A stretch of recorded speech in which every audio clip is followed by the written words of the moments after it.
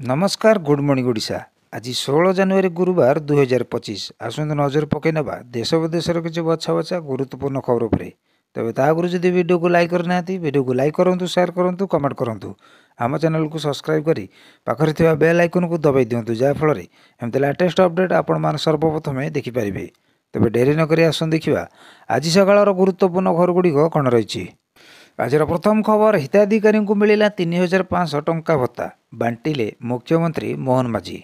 सूचना अनुसार कथा दे कथा रखिले मोहन सरकार, टंका बांटिले मुख्यमंत्री मोहन माझी। भत्ता बढ़ाइले सरकार, आ हिताधिकारी को डकाई सीधा सड़क बांटिले चेक। हिताधिकारी को मिला 3500 टंका। 80 वर्ष बयस ऊर्ध्व वयस्कों को भत्ता बांटिले मुख्यमंत्री मोहन माझी। केन्दुझर धरणीधर विश्वविद्यालय परिसर में आयोजित सभा में टंका बांटी मुख्यमंत्री। 80 वर्ष बयस ऊर्ध्व वयस्क और वयस्का व्यक्ति समेत भिन्नक्षम व्यक्ति को मध्य टंका बांटी मुख्यमंत्री।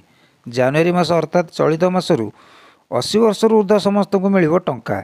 राज्य में प्राय 4 लाख रु अधिक पेंशनधारी ए उपकृत हे। उभय मधुबाबू भत्ता योजना और जातीय सामाजिक सुरक्षा कार्यक्रम अधीन 80 वर्ष किंबा ततुर्थ वयस्क भत्ता हिताधिकारी एवं शतकड़ा 80 किंबा ततुर्थ भिन्न क्षमता थिबा हिताधिकारी भत्ता राशि वृद्धि करथिले राज्य सरकार। परवर्ती खबर, फेब्रुआरी ओडिशा रे आयुष्मान भारत योजना जानतु एथिरे क्यों क्यों सुविधा मिलिबो। सूचना अनुसार पूर्व प्रचलित विजु स्वास्थ्य कल्याण योजना बीएसकेवाई रो नाम परिवर्तन करा जाई गोपबधू जन आरोग्य नाम नामित करा जायछि। आसंता फेब्रुआरी ओडिशा रे बीएसकेवाई परिवर्तन आयुष्मान भारत प्रधानमंत्री जन आरोग्य योजना लागू हेबो। एने केंद्र और राज्य सरकार मध्य सोमवार बुझाणा पत्र स्वाक्षर एमओयू होईछि। तेज यह योजना नहीं हिताधिकारी मध्य द्वंद्व सृष्टि होईछि। आयुष्मान भारत और विजु स्वास्थ्य कल्याण योजना रे हिताधिकारी चयन सहित अंतर्भुक्त करा जायछि। कागज विहीन कैशलेस सेवा प्रदान करुछि। 1000 सरकारी और घरोई हस्पिटाल रे चिकित्सा सुविधा मिलुछि। 10.34 कोटी परिवार प्राय 50 कोटी लोकों को मिलुछि चिकित्सा सुविधा। आयुष्मान भारत गोपबंधु जन आरोग्य योजना रे महिला हिताधिकारी को मार्षिक 10 लाख और पुरुष को 5 लाख टंका जाए चिकित्सा सुविधा। गोटे राज्यर रोगी सबु राज्य में अनुबंधित हस्पिटाल रे चिकित्सा सुविधा पाइपर। राज्यगुड़िक स्वाधीन भाव यह योजनार मेडालिट प्रस्तुत करारे। परवर्ती खबर, मैट्रिक प्रश्नपत्र भाइराल करथिले सावधान, पेपर लीक धराइब सीरियल नंबर और क्यूआर कोड। सूचना अनुसार मैट्रिक प्रश्नपत्र लीक रोकिब क्यूआर कोड और वाटरमार्क। फेब्रुआरी 21 रु 10वीं परीक्षा आरंभ होता बेले एथिपाई केतक हाईफाई संस्कारमूलक पदक्षेप ग्रहण करेंगे माध्यमिक शिक्षा परिषद। आसंता 17 होगा शिक्षक योग्यता परीक्षा रे ट्रायल बेसिस रे यही व्यवस्था लागू सह प्रश्नपत्र बाक्स रे डिजिटाल ताला पकाइबाकू निष्पत्ति नेछि बोर्ड। मैट्रिक परीक्षा प्रश्नपत्र भाइराल करथिले सावधान, धरा पड़िजिवो किए केउठु करिछि paper leak. Serial number, watermark, QR code. Paper leak रोकू बोर्डर बड़ पदक्षेप। मैट्रिक परीक्षा रे प्रश्नपत्र लीक रोकवा प्रतिवर्ष बनी आसी बड़ चैलेंज। प्रश्नपत्र सुरक्षित रखा थाना हब, त्रिस्तरीय सुरक्षा, सीसीटीवी कैमेरा, लाइव स्ट्रीमिंग और परीक्षा सेंटर भीतर को मोबाइल मना। माध्यमिक शिक्षा परिषद पक्षर एभली विभिन्न पदक्षेप सत्वे विगत वर्ष मानक भाइराल होइछि क्वांटीन पेपर। तेबे एथर पादे आगक जाई आहरी कड़ा आभिमुख्य ग्रहण करने को जाउछि बोर्ड। प्रति प्रश्नपत्र रे रहिबो सीरियल नंबर, प्रश्नपत्र सबु पृष्ठा, एपरिकी प्रति प्रश्न उपरे छपा होई रहिबो 7 टिकिया कोड। परवर्ती खबर, चाषी पई बड़ घोषणा करिबे अर्थमंत्री। सूचना अनुसार आसंता मासरे प्रथम तारीख अर्थात 1 फेब्रुआरी उपस्थापित होबाकु थिबा बजेट उपरे कृषक माने मध्य नजर रखिचंती। कृषक माने मध्य आशा करुचंती जे अर्थमंत्री निर्मला सीतारमण को सेमानकर आय वृद्धि पई किछि घोषणा करि परिबे। विशेषज्ञ माने कहिचंती जे बजेट ग्रामीण भित्तिभूमि उपरे ध्यान देई पारंती। सरकार एपरी व्यवस्था करिपारिबे जे कृषक को पकेट रे किछि टंका संचय होई परिबो एवं सेमाने फसल पई उपयुक्त मूल्य पाई परिबे।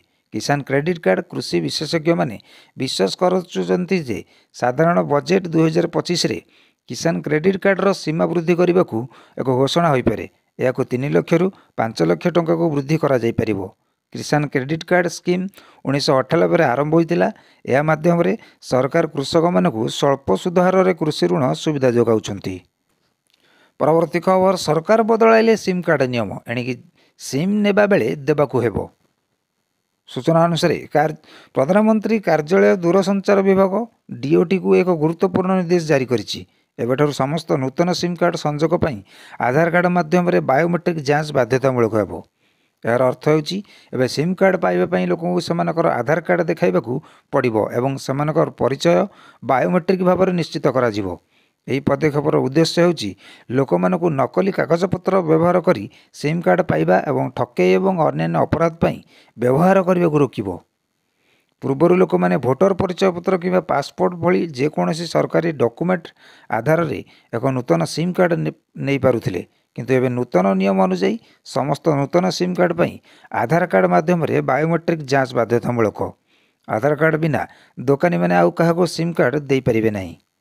परवर्ती खबर नीतिकांति बंद कले कड़ा कार्यानुष्ठान चेतावनी देले आईन मंत्री। सूचना अनुसार श्री लिंगराज मंदिर सेवायत बद को नहीं आईन मंत्री को उद्योग कहते नीतिकांति बंद रहा दुर्भाग्यजनक। बद भितर ठाकुर नीतिकांति बंद होगा भूल। आईन मंत्री कहते आगामी दिन में एपरी कले कड़ा कार्यानुष्ठान नेबे सरकार। आईन मंत्री पृथ्वीराज हरिचंदन कहते सीधा सड़क भाव कौन भी जगार ठाकुर को नीतिकांति व्याघात घटिले सरकार यह गुरुतर सहकार देखिए।